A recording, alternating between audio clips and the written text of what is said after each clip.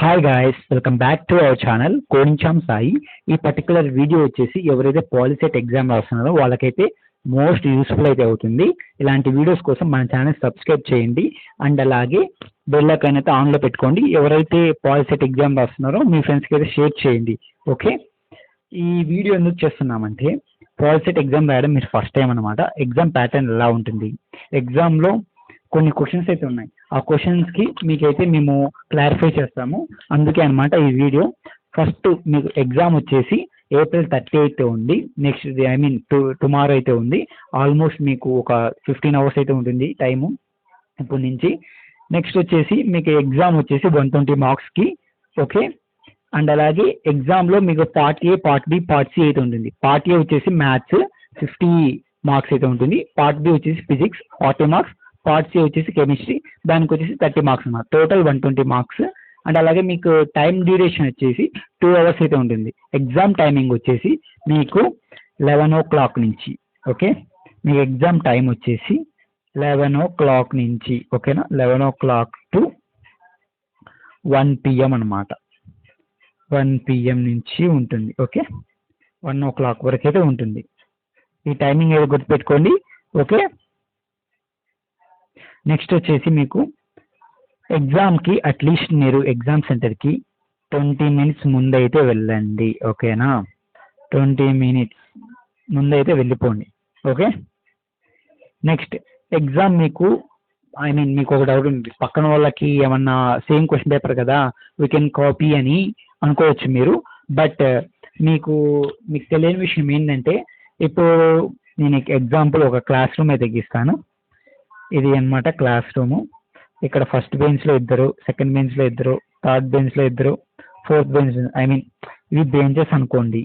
Okay, ఇదే ఉంది exam pattern ఇట్లా అనుకోండి. ఇక్కడ ఇతనికి వచ్చేసి బుక్లెట్ ఏ అయితే వస్తుంది, ఇతనికి బుక్లెట్ బి వస్తుంది, ఇతనికి బుక్లెట్ సి వస్తుంది, ఇతనికి బుక్లెట్ డి వస్తుంది. ఓకే, నెక్స్ట్ వచ్చేసి సేమ్ అగైన్ ఏ, బి, సి, డి. ఒకవేళ ఈ పక్క ఉంటే, ఇలా డిసైడ్ ఉంటే వాళ్ళకి సేమ్ ఇలాగనే ఇక్కడ ఏ వస్తుంది, ఇక్కడ బి వస్తుంది, ఇక్కడ సి, ఇక్కడ డి, ఇక్కడ ఈ, ఇక్కడ ఏ వస్తుంది, మళ్ళా బి వస్తుంది. ఇట్లా ఉంటుంది ఎగ్జామ్ ప్యాటర్న్. మీరు ఒకవేళ ఇతని బి పర్సన్ బాగా చదివేవాడు, అతని ఆన్సర్లు మీ ఏ ఓఎంఆర్ షీట్లో పెట్టారనుకోండి, తప్పైతే అయిపోతాయి. ఎందుకంటే క్వశ్చన్స్ అయితే జంబ్లింగ్ వస్తాయి. మీకు ఫస్ట్ క్వశ్చన్ వచ్చింది, బి వాళ్ళకి 10th క్వశ్చన్. అలాగా ఆ పర్టికులర్ క్వశ్చన్ కాదు, డిఫరెంట్ క్వశ్చన్ నెంబర్స్ మారిపోతాయి. ఇది మటుకు బాగా గుర్తుపెట్టుకోండి. అండ్ అలాగే మీరు చెడిపోయింది మీరు అండ్ అలాగే వెయిట్, ఇదైతే పోయింది.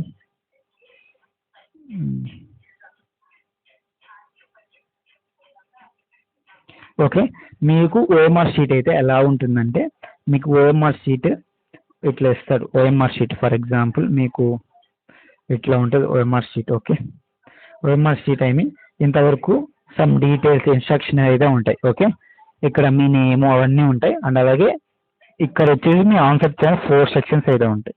ఓకే, ఇట్లా 1B, AB, ఇట్లా మీరు బబ్లింగ్ చేయాల్సింది. ఈ ఎగ్జామ్ ప్యాటర్న్ బబ్లింగ్ అనమాట. ఓకే, ఇక్కడ ఫస్ట్ క్వశ్చన్ వచ్చేసి ఇది ఏ, ఇది బి, ఇది సి, ఇది డి అనమాట. ఇది ఏ అనమాట, ఇది బి అనమాట, ఇది సి, ఇది డి.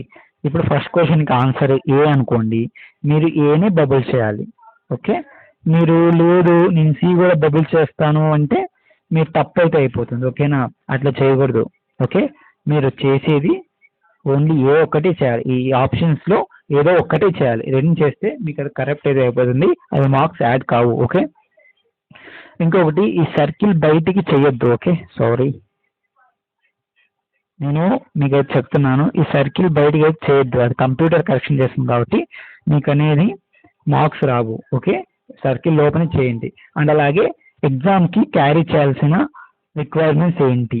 ఓకే, ఎగ్జామ్ క్యారీ చేసిన రిక్వైర్మెంట్స్ వచ్చేసి మెయిన్ వచ్చేసి మీరు క్యారీ చేయాల్సిన ఒక హాల్ టికెట్ అనమాట.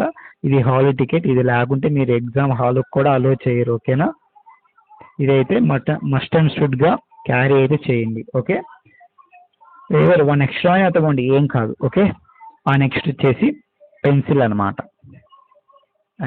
పెన్సిల్, మీరైతే పెన్సిల్ ఖచ్చితంగా మీరు ఎగ్జామ్ రాసేటప్పుడు ఏమేమి రిక్వైర్ అవుతాయంటే ఒక పెన్సిల్ రిక్వైర్ అవుతుంది, ఒక పెన్ను, ఇంకా పెన్సిల్తో ఏమన్నా మీరు చేసింటే ఒక ఎరేజర్, సేఫ్ సైడ్గా.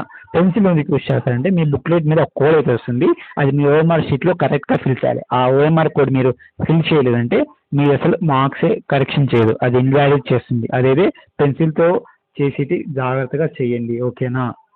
అప్పుడు మీరు తప్పు చేసిన ఎరేజర్ కొట్టేసి చేసుకోవచ్చు, ఓకే? మీరు మటుకు బబ్లింగ్ చేసేది ఆప్షన్స్ పెట్టి పెన్నుతో అన్నమాట. పెన్సిల్తో పెడితే కరెక్షన్ కాదు, పెన్సిల్తో పెడితే కరెక్షన్ కాదు, పెన్తో పెడితేనే కరెక్ట్ అవుతుంది. పెన్సిల్తో పెడితే తప్పు. ఓన్లీ మీరు బబుల్ ఒక్కటే అనమాట, బబుల్ ఒక్కటే, ఒక బార్ కోడ్ ఒక్కటి, ఒక బుక్లెట్ కోడ్ ఒక్కటే మీరు పెన్సిల్తో పెడతారు. రిమైనింగ్ మొత్తం ఆప్షన్స్ గీప్షన్స్ అన్ని పెన్తో పెడతారు, ఓకేనా? ఓకే, ఐ థింక్ మీకు అర్థమైంది అనుకుంటున్నాను నేను. ఇంకా ఏంటంటే ఇంకోటి చెప్పాల్సింది, ఆల్మోస్ట్ మీరు ఎగ్జామ్ డ్యూరేషన్ 2 hours అయితే ఉంటుంది, ఓకే? 2 hours ఉంటుంది.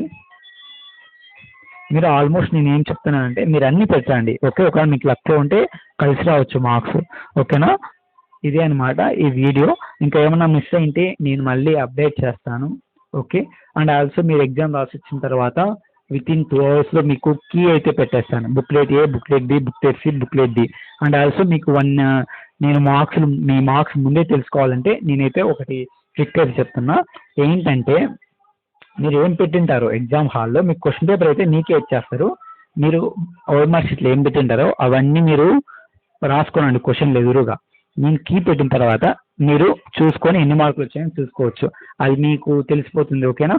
ఇదే అనమాట వీడియో. ఇలాంటి ఇంపార్టెంట్ వీడియోస్ కోసం మన ఛానల్ సబ్స్క్రైబ్ చేసుకోండి. Thanks for watching, okay?